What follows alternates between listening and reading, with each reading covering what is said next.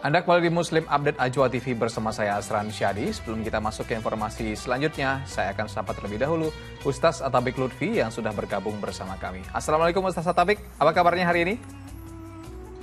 Waalaikumsalam warahmatullahi wabarakatuh. Alhamdulillah Mas Asran, sehat walafiat. Alhamdulillah. Pak Ustaz, kita langsung saja mulai informasi yang pertama di segmen 2 ini. Ini ada seorang sopir truk diamuk massa karena diduga akan merampok pengendara mobil lain yang baru saja mengambil uang ratusan juta rupiah dari bank. Pasalnya, sang sopir mengemudikan truk secara ugal-ugalan dan menghalangi laju mobil di belakangnya. Truk berwarna kuning yang terparkir di Mapolsek Tunjungan Blora, Jawa Tengah rusak parah. Kaca mobil hancur, pecahan kaca dan batu berukuran besar berserakan di dalam kabin. Sebelumnya, truk ini dirusak oleh massa yang mengamuk di jalan desa Ngelangitan. Sopirnya ditarik keluar dari dalam truk dan dihajar massa yang mengamuk. Beruntung nyawanya diselamatkan polisi yang berada di lokasi kejadian. Insiden itu terjadi karena sopir truk diduga akan merampok pengemudi mobil di belakangnya yang baru saja mengambil uang dari bank. Pasalnya, sopir truk beberapa kali menghalangi mobil ketika berusaha menyalip truk. Ya kita nanti selidiki dulu, karena ini kan massa ya, karena massa menganggapnya mereka sopir truk ini adalah pelaku kejahatan.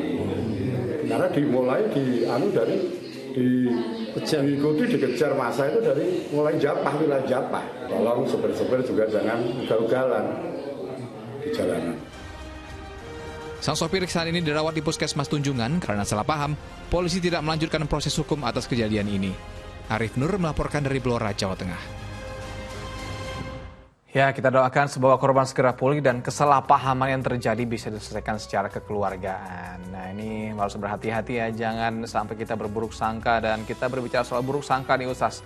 Kalau misal kita berburuk sangka kepada seorang muslim tanpa sebab merupakan perilaku yang buruk. Tapi apabila suuzon kepada orang yang jelas-jelas melakukan keburukan, apakah diperbolehkan Ustaz? Ini yang nyolong mangga saya ini kemarin, ini menyolong lagi nih besok gitu katanya Ustaz. Boleh nggak nih Ustaz? Ya Mas Asran, rujukannya surat Al-Hujurat ayat 12. Ijtanibu katsirun minadh dzann. Jauhilah kebanyakan dari prasangka. Para ulama memahami prasangka ada dua kategori. Ada prasangka baik, ada prasangka buruk. Prasangka buruk pun ada dua kategori. Ada prasangka buruk yang diharamkan, suudzon yang diharamkan, tapi ada suudzon yang dibolehkan. Suudzon yang dibolehkan inilah yang menjadi perbedaan pandangan para ulama. Kalau yang diharamkan sepakat, apabila kita mengatakan sesuatu atau mencurigai sesuatu tanpa bukti, tanpa ada kenyataannya itu diharamkan, atau mencari kesalahan-kesalahan orang lain. Sedangkan suudzon yang dibolehkan, yang pertama adalah manakala dalam rangka antisipasi. Orang datang ke rumah kita malam-malam. Bahkan dia tidak pernah memberikan atau menyampaikan sebelumnya kedatangannya. Bahkan dia datang dengan mengenakan sesuatu yang membahayakan. Membawa alat senjata dan sebagainya. Maka kita boleh suudzon karena khawatir itu akan membahayakan diri kita. Ada orang mengendap-endap di motor. Kemudian mengambil motor. Padahal motor itu bukan miliknya. Kemudian kita suudzon kepadanya tentu. Bahkan kita beritahu orang lain bahwa ada motor yang hendak dibawa oleh orang yang diyakini bukan pemiliknya. Disitulah kategori suudzon yang dibolehkan. Atau yang kedua, suudzon itu dalam rangka menghindari bahaya dari dirinya. Sebagaimana tadi dalam kasus yang ada, bahwa orang itu sudah berkali-kali hampir mencelakakan dan membahayakan. Maka muncullah suudzon dari masyarakat bahwa ini hendak mencuri, merampok dan sebagainya. Kalau tidak, kenapa dia kemudian buru-buru, ugal-ugalan? Kalau kemudian dia mematuhi peraturan, maka tidak layak kita suudzon.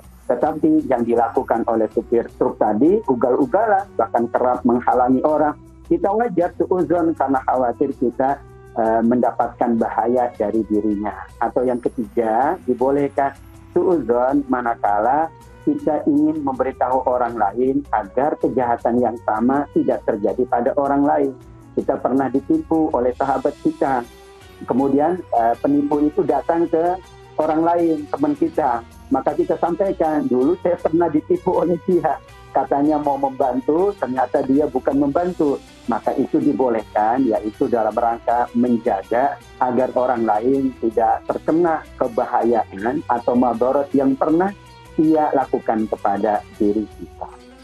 Dan satu lagi, saya tadi kepikiran sekelebat Ustaz. Kalau misalnya detektif gitu, kerja saya itu mungkin kasat reskrim apa gitu.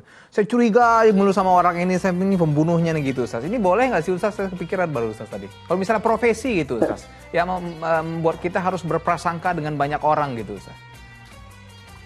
Ya tentu profesi itu kan berbeda. Dia bukan atas dasar atau ingin melukai orang lain atau membahayakan orang lain. Justru prasangkanya adalah profesinya, bahwa ia boleh melakukan itu karena semangatnya, tujuannya bukan tidak membahayakan dirinya, membahayakan orang lain atau membahayakan masyarakat, tapi ia melakukan itu untuk kebaikan bersama. Ini kalau saya tidak melakukan ini, mungkin banyak pihak yang ditengarai gitu ya, terjadi keburukan padanya. Maka itu adalah profesi. Namun tentu profesi kan ada etikanya, ada adabnya. Tidak serta-merta kemudian setiap orang itu dicurigai, dan tentu tidak juga. Ada pihak-pihak atau orang-orang tertentu yang menurut ilmunya, yang menurut profesinya memang layak dicurigai. Namun tentu ini juga rujuk kepada kepatutan, adabnya, etikanya, dan ada ilmunya. Bukan sembarangan, karena secara prinsip apabila kita menaruh curiga, suudzon kepada siapapun adalah dilarang pada Allah Subhanahu wa Ta'ala. Nah, jadi ada pakemnya gitu Ustaz, yang nggak cuma curiga aja. Nah Ustaz, koreksi kalau saya salah, dalam hadis mengatakan jauhilah prasangka karena sesungguhnya prasangka adalah seburuk-buruknya perkataan. Nah, boleh mungkin dijelaskan lebih dalam Ustaz soal ini Ustaz? Ya betul, itu hadis Nabi Bukhari dan Muslim, iyakum wazon fa inna zonna akdzabul hadis. Jauhilah dari prasangka buruk karena itu seburuk-buruk dusta. Maksudnya adalah orang kadang berdusta itu tidak disadari. Ya, kemudian dia baru sadar, oh tadi saya sudah berbohong kepada fulan. Saya arahkan jalan ke sini, ternyata sebenarnya jalan ke sebelah, karena sebelah kanan itu adalah macet misalnya, tapi tanpa sengaja. Sedangkan kalau orang curiga suudzon itu yakin dengan kesengajaan. Nggak ada orang suudzon tanpa sengaja. Misalnya mengendap-endap, mencari-cari tahu keburukan orang, kan dia merencanakan sesuatu. Maka orang yang suudzon dikategorikan dia dusta yang paling besar. Karena kesengajaannya jelas, mungkin direncanakan, dan tujuan orang suudzon adalah mengambil keuntungan dari orang lain dan membahayakan orang lain. Kalau itu, maka makna dari hadis tadi adalah agar seseorang betul-betul menghindari buruk sangka, karena itu dusta yang paling besar di sisi Allah. Jadi hindari prasangka-prasangka buruk tanpa alasan begitu Ustaz, karena itu dosanya besar. Baik Ustaz, kita lanjutkan